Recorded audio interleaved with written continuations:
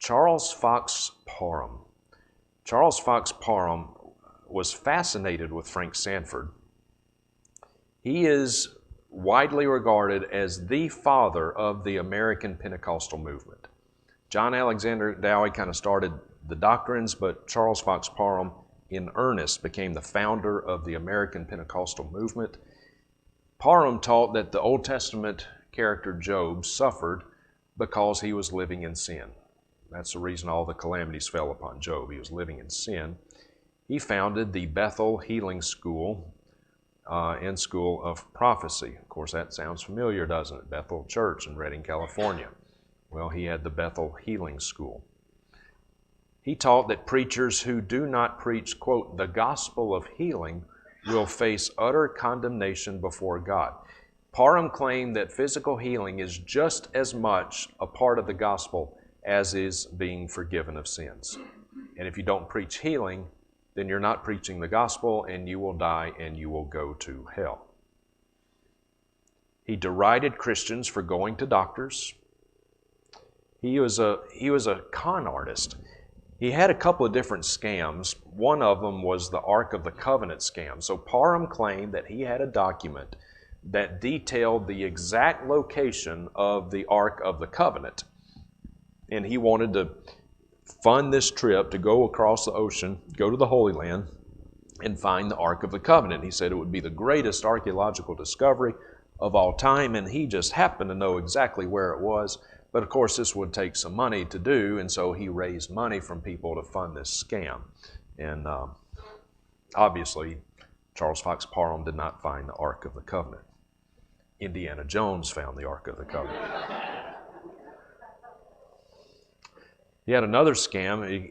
Believe it or not, I know you're going to think, like, how do people believe this? But they did. He claimed to have a machine that would turn rocks into gold.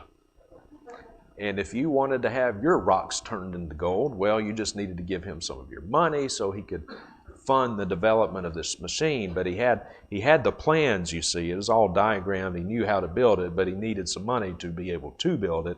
Just a complete scoundrel, charlatan, snake oil salesman.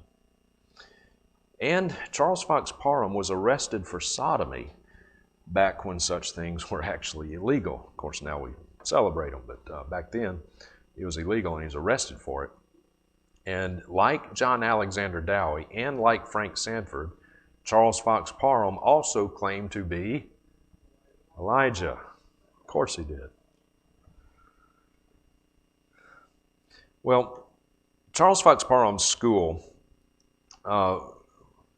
was the place where the gift of tongues first began to break out. Now, it's interesting that initially Parham's views of the gift of tongues were actually, for the most part, biblical, in that initially Charles Parham taught that the gift of tongues was speaking in a known human language.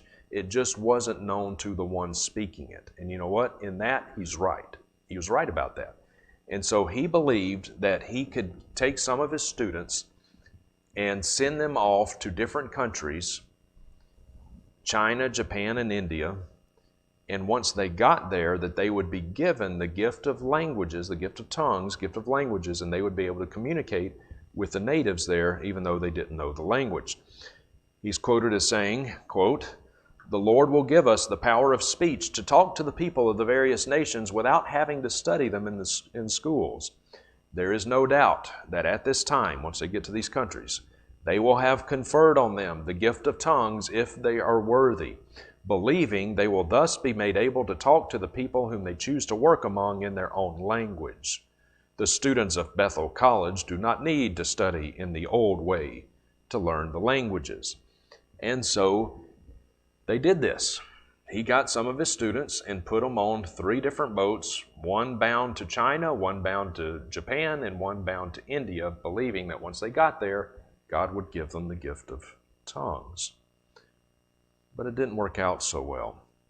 Robert Anderson writes in his book, Vision of the Disinherited, The Making of the American Pentecostal Movement. He says this, S.C. Todd of the Bible Missionary Society investigated 18 of these early Pentecostals who went to Japan, China, and India expecting to preach to the natives in those countries in their own tongue, and found by their own admission, quote, in no single instance have they been able to do so.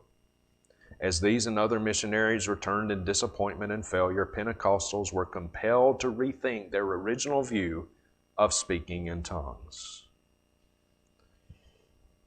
Isn't that interesting? So initially, these early Pentecostals rightly believed that the gift of tongues was speaking in a known human language, just wasn't known to the one speaking it. They were right about that.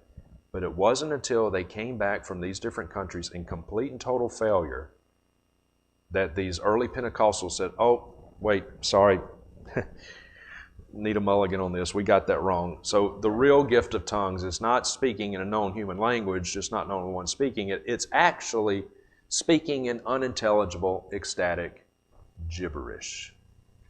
And that has been the charismatic view of tongues ever since, and it remains so to this day.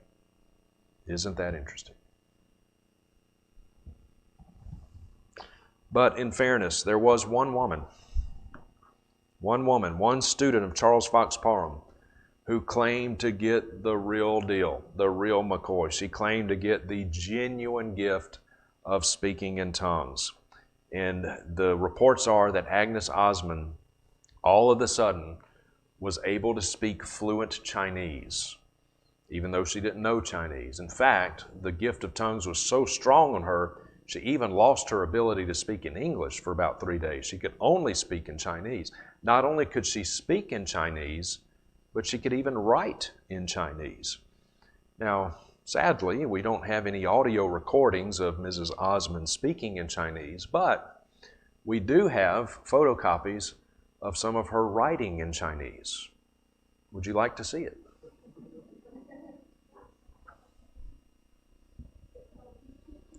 Now, you don't need to know Chinese, nor do you need to be Chinese to know that that is not Chinese.